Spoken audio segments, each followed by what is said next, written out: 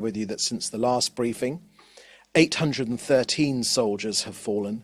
Captain Avram ben Pinchas was 24 years old and from Harasha. He fell in battle in southern Gaza, and these men fell in battle in southern Lebanon. Master Sergeant in the reserves, Binyamin Destau Negoz, was 28 years old and from Bet Shemesh. Sergeant First Class in the reserves, Erez Ben Ephraim, was 25 years old and from Ramat Gan. Major in the reserves, Evgeny Zinashain, was 43 and from Zichron Yaakov, and Captain in the reserves, Sagi Yaakov Rubenstein, was 31 and from Lavi. There are no words of mine that can assuage the pain of their parents and their families. The Prime Minister this morning sent his condolences on behalf of the nation from the bottom of our hearts. The pain of the families is the pain of all of us. We embrace them, their dear families who have lost their precious heroes, sons and daughters in this war for our very existence. The price of war is heavy and painful. Each casualty is a world unto itself. May their memories be a blessing forever.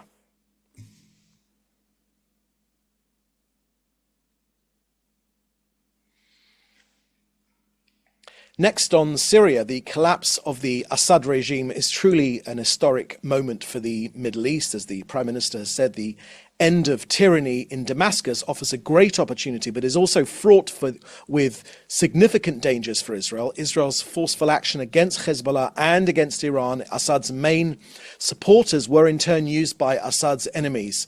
It set a chain of events, a chain reaction for those who want to free themselves from this tyranny and its oppression. But it also means that Israel has had to take action against these possible threats. One of them clearly is the collapse of the Separation Forces Agreement from 1974 between Israel and Syria. This agreement had held for 50 years. The Syrian army having abandoned its positions, Israel's government gave our forces the order to take over these positions to ensure that no hostile jihadi forces or Hezbollah embedded themselves right next to the border of Israel.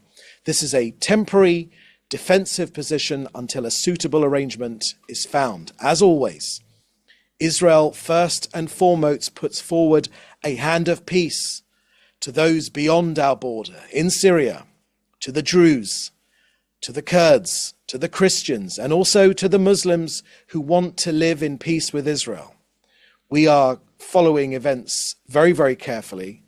If we can establish neighborly relations and peaceful relations with the new forces emerging in Syria, then that is clearly our desire. We want nothing more. But if we do not, we will do whatever it takes to defend the state of Israel and the border of our country. Practically, what does this mean? It means that the IDF has reinforced its forces on the Golan Heights and deployed forces in the buffer zone and at additional points. Our objective is to prevent hostile jihadi armed forces and Hezbollah from entering the area. Israel, as ever, will do whatever it takes to ensure the safety of the communities on the Golan Heights and all of our civilians. Next, on our efforts to get our hostages released in Gaza, I can tell you that Israel will do everything in its power to bring back all 100 hostages, both the living and those who've already been killed. Of the 113 are women, 2 are children, 83 are men, including the elderly. 430 days now. There are negotiations. The US leads them with others. Let me just add that the psychological terror videos released are evidence of the inhumanity, the murderous cruelty of Hamas. Our people are captive in horrific conditions, in violation of international law. Citizens of our country, but citizens of many countries, other countries as well. Next to the ceasefire in the north, Israel will continue to enforce the agreement and will respond with force to any violation. Yesterday, for instance, the Air Force struck Hezbollah terrorists in a weapons storage facility in southern Lebanon. This was in clear violation of the ceasefire agreement between Israel and Lebanon. We, of course, have said from the beginning of this ceasefire arrangement, we maintain our right to act against any threat to our security which breaches the ceasefire agreement. The difference between this time and other times is enforcement. Israel will enforce this agreement.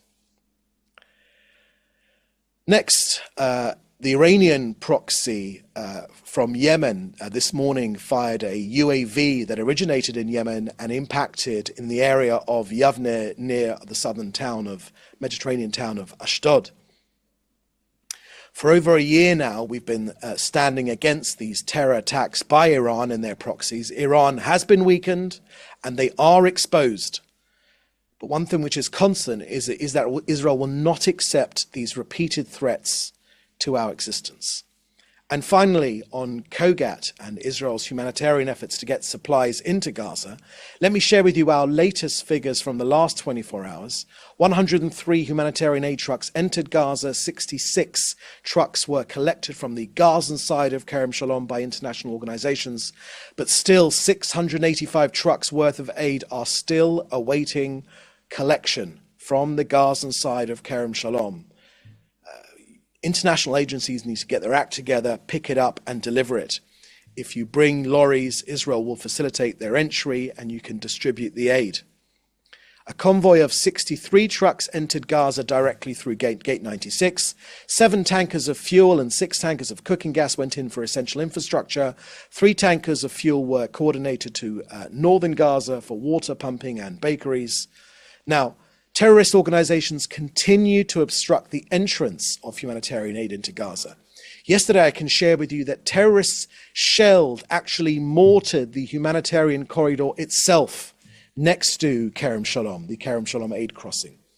So to be clear, this is terrorists themselves trying to disrupt aid delivery to their own people. Once again, evidence that Hamas hates Gazans and they're willing to promote a famine to try and starve their people. Israel has stopped that effort and our army eliminated the threat and the aid resumed. The IDF and COGAT acts in accordance with international law. Hamas want to starve their own people, but Israel gets the food in. So that's the end of our briefing today. Questions, please, in the chat, and we'll take each one of them. Okay, first question here I can see is from Nicolas Ruger from Libération. What is the state's reasons for asking for another delay in responding to the Supreme Court's petition on allowing access to the foreign press in Gaza? Thank you for that, Nicolas. I haven't got any further information on that particular issue. I can tell you, Nicolas, that there is no shortage of news coming out of Gaza. It has filled our screens. It has headlined the news consistently for the last 14 months. There has been no shortage of news. I can also remind you that Hamas were the ones who took journalists as hostage in the just between 10 and 15 years ago. BBC journalists themselves were taken hostage by Hamas. This is a war zone, and we will do everything in our power to get our hostages back, and we will do nothing that jeopardizes the future of our hostages. I would be more impressed if you were asking about getting our hostages access to the Red Cross, or encouraging the Red Cross to have access to our 100 hostages that remain in Hamas's grasp. There is no shortage of news coming out of the region. And you've asked a further question. Can you expand on why Israel has repeatedly committed to freedom of the press, but finds it impossible to allow journalists into zones that are not active combat in the Gaza Strip? Thank you. Okay, I believe I've answered that question, Nicolas. Again, there's no shortage of news coming out of Gaza. It really literally fills our screens from morning till night, and the story is getting out. What is not getting out is our hostages. And once again, we'd be more impressed if the international media actually made representations to get our people out rather than their people in.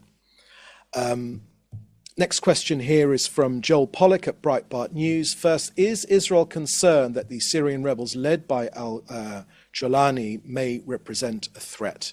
Thank you for that question, Joel. Earlier in my statement, I gave a comprehensive reaction to the situation in Syria. All of us here in Israel are aware of the organizations, these rebels, which have taken control in Syria. Our first reaction is, of course, the hand of peace to all the different sects in Syria. We want good neighborly relations, but our eyes are extremely wide open to the history of these organizations and the things which they stand for. Israel will always put its first hand out to peace, but we are under no illusion of who has taken control in Syria, but we hope it's for a better future for their people as well as for ours. Next question. Is Israel concerned about Turkey's ambitions in Syria? Thank you for that question, Joel. I haven't got anything to add on that. On number 3, is Israel able to help minority communities in Syria, such as the Christians, Druze, and Kurds, who may be concerned for their safety?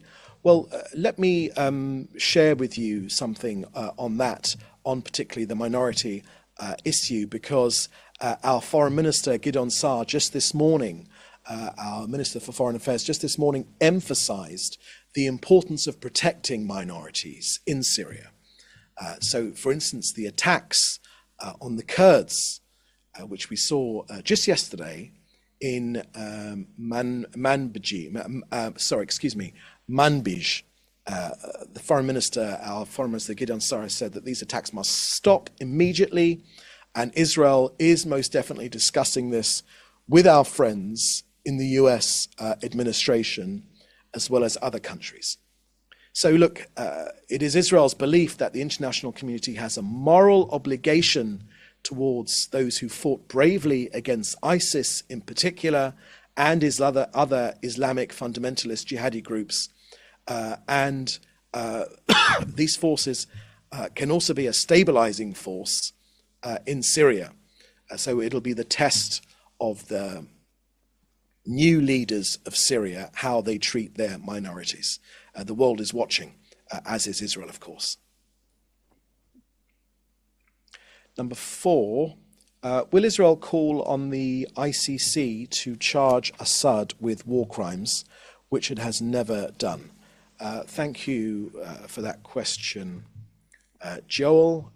Israel's not a member of the ICC, and I haven't got anything more to add on that particular question. Is there truth to stories that Israel is nearing a hostage deal with Hamas? Thank you for that question, Joel, on the hostage deal. Look, it has been the way we've done things here since this war began, 420 days, not to negotiate from this podium or in public. Our objective has been from the beginning to get our hostages back. We will still, and the Prime Minister's made this clear very recently, that we want to get all of them home. We will do everything in our power to get them home, and we're taking forward the latest opportunities to get them home.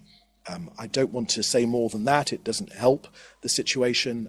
Ultimately, Israel has been extremely clear. They need to be brought home now, 420 days. It is a breach of international law. It's against humanitarian law. They haven't for once, not one moment, had any access to the Red Cross. And they need to be brought home right now, and Israel will do everything in its power to bring them home. Okay, could you scroll down? Next question from Hannah Julian. What will Israel do if Syria continues to present a threat in southern Lebanon when the ceasefire hits the 60-day mark? But let me share with you our thoughts on that, because I'll say to you very, very clearly, Hannah, that fire will be met by fire and peace will be met by peace. As you know, this ceasefire agreement in Lebanon has come into effect now. From Israel's perspective, it's about enforcement. We've made very clear our desire for the cessation of hostilities. Hezbollah have breached this ceasefire on a number of occasions, and we have taken action to prevent further breaches by attacking Hezbollah fighters, as I outlined in my briefing. So at the same time, we are operating determinedly to any violation of the ceasefire agreement. So while enforcing the agreement, we are fully aware what Hezbollah is. We have weakened them. The results, what's happened in Syria is evidence of that fact.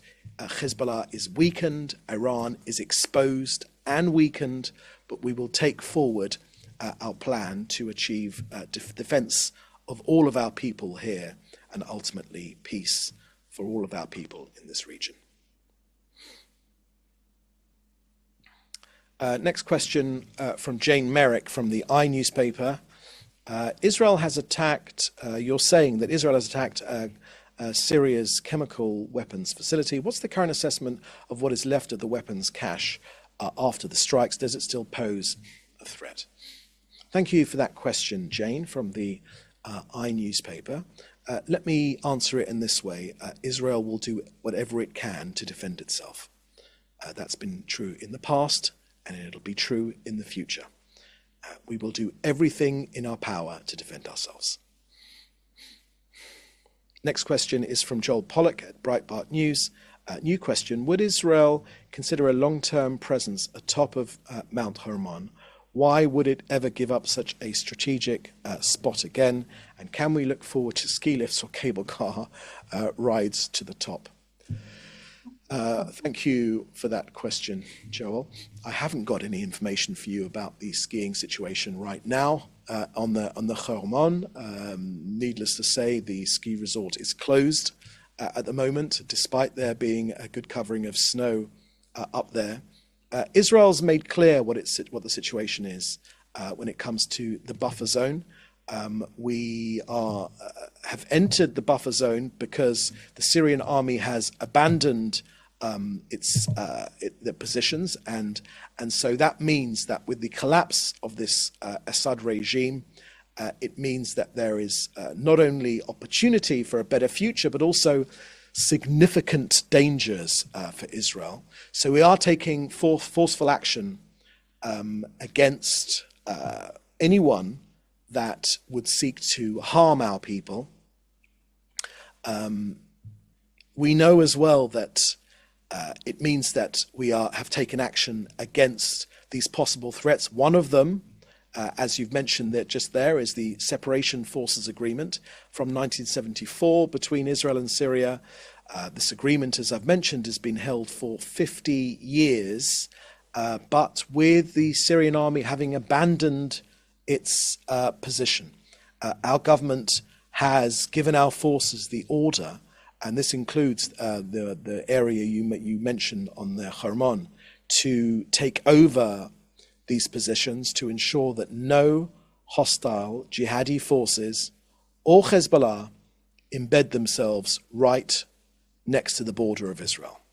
Now, we've made clear in answer to your question that this is a temporary defensive position until a suitable arrangement can be found.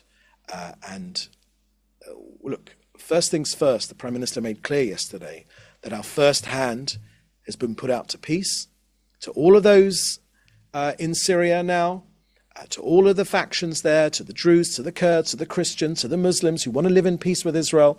We're going to follow events very, very carefully.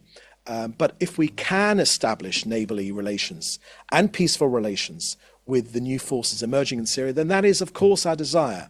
But if we do not find our peaceful overtures reciprocated, then we will, as ever, do whatever it takes to defend our country and the border. So practically, what does this mean? It means that the IDF is reinforced. We've reinforced our forces on the Golan Heights, and we've also deployed forces in the buffer zone, and also in another few additional points. Our objective, in answer to your question, is to prevent hostile jihadi armed forces and Hezbollah from entering the area. We'll do whatever it takes to ensure the safety of our communities on the Golan, as well as the rest of Israel. Okay, another question here from Fred Ager, and your question is: thousands of Syrian refugees are eagerly waiting at the border crossings of southern Turkey, eager to return home at the fall of Assad's government. Many arrived in Silveguzu and on Supinar, excuse me if I butchered those names. Border gates, dressed in blankets and coats. Hundreds of displaced Syrians were also returning to Syria from Lebanon, with dozens of cars lining up to enter. Any concerns for Israel regarding civilian migrant refugee movements? Any particular measures? Thank you for that question, Fred.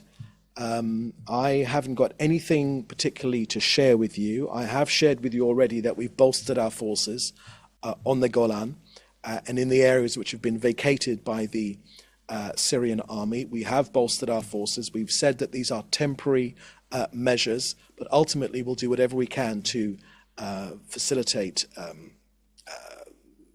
that the border remains peaceful, and that jihadis and our enemies do not occupy the space which was previously either manned by the Syrian army or by the UNDOF force, which was supposed to maintain the buffer zone. Okay, that's the last question today. Thank you for joining us. In the meantime, please do stay safe, and we'll see you at the next briefing. Thank you. Bye-bye.